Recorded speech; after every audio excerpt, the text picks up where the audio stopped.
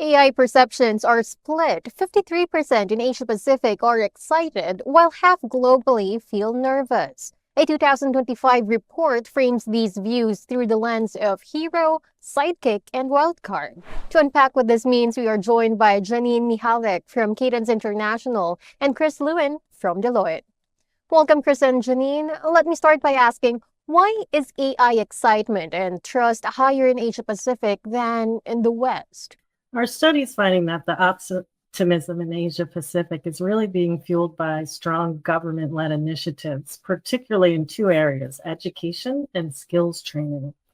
What this has done is really normalized AI use from a very early age in those markets. In markets like India and China, AI is really woven into daily life, whether it's smart services and digital payments, business tools that automate workflows, or in education platforms. This has made the benefits of AI really very visible and tangible within society. Our Cadence study shows this has created a powerful AI as opportunity narrative. In India, 74% of professionals are very positive about AI at work. This compares to just 48% in the US and 44% in the UK, much lower levels. In contrast, the Western narrative is very different. It often centers on risk. Conversations focus on job loss, regulation, and ethics. Employee training is often lacking, and there's little systemic education in schools. So this has really dampened enthusiasm and created an environment of pretty low trust. So basically, we're seeing people in Asia Pacific seeing AI as an accelerator for growth, even beyond their professions as a life amplifier. AI equates to optimism. It's an enabler in those markets. In contrast, much of the West lacks confidence. They're more cautious. They're still in need of reassurances. The West lacks the foundational knowledge and trust that fuel confidence. Our research indicates AI excitement and trust are consistently higher in Asia Pacific due to the fast adoption rates, a large proportion of digitally native populations, and proactive investment in governance and workforce skills. What we found in our research is that Asia Pacific's developing economies often show a 30% higher share of generative AI users than even many developed economies. In fact, it's Asia Pacific's young workforce and pragmatic stance towards technology that contributes to this higher level of trust and the readiness to experiment with new solutions. Lastly, as Janine mentioned, some Western countries are facing stricter data protection frameworks and regulatory constraints, and these slow down AI adoption.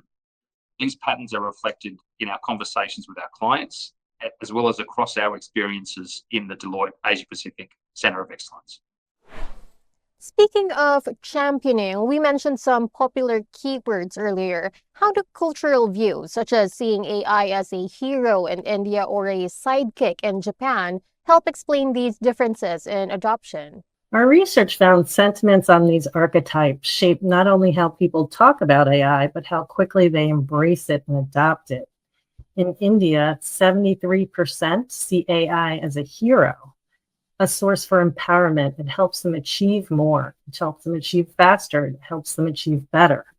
This fuels experimentation and rapid integration.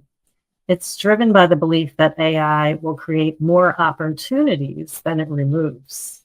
With India's foundation of knowledge and trust, AI becomes a hero. In contrast, in Japan, the perspective is very different. 74% in Japan see AI not as a hero, but as a sidekick. It's helpful, but it's limited.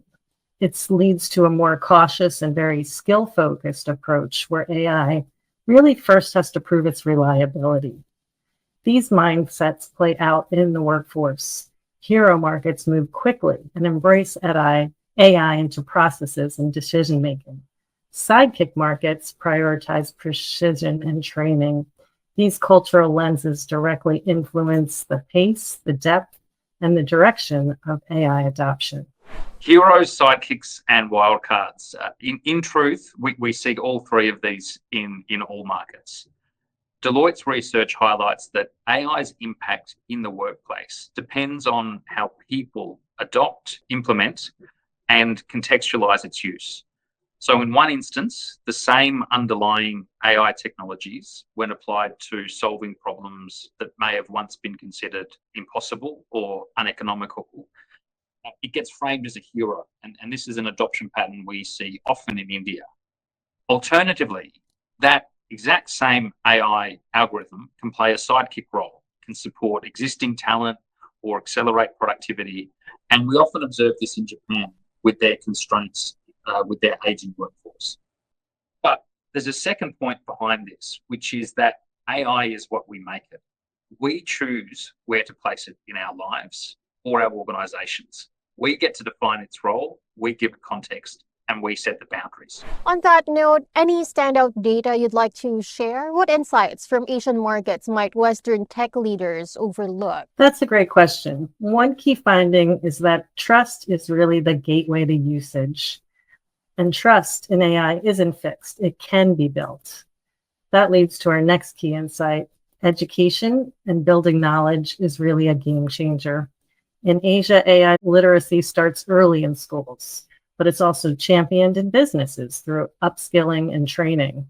With knowledge through education and training, you boost confidence. With confidence, you drive usage. With usage, you build that trust. And finally, an overlooked insight is the power of local storytelling. Framing AI as a hero or a human amplifier and enabler, and sharing those culturally resonant success stories drives acceptance. Society must drive the narrative. The risk for the Western markets is focusing only on regulation without creating those relatable, positive use cases or embedding AI education, and then missing the momentum that's propelling adoption across Asia. So this is where I just love these insights from the Cadence data. So Asia Pacific is a unique, diverse ecosystem. And it's that diversity of organizational and societal structures that allows for a wide range of ways that AI can be applied and tailored.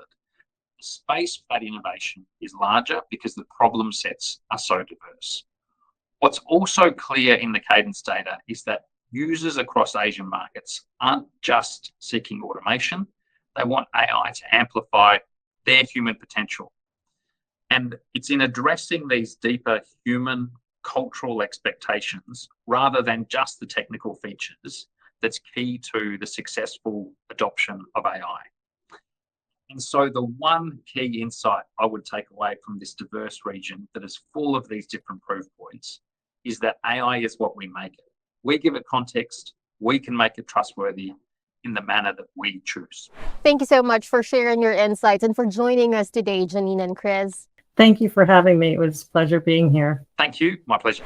Once again, those were Janine Mihalek, Director of Insights at Cadence International, and Chris Lewin, AI and Data Asia Pacific Leader at Deloitte. For more news, visit AsianBusinessReview.com.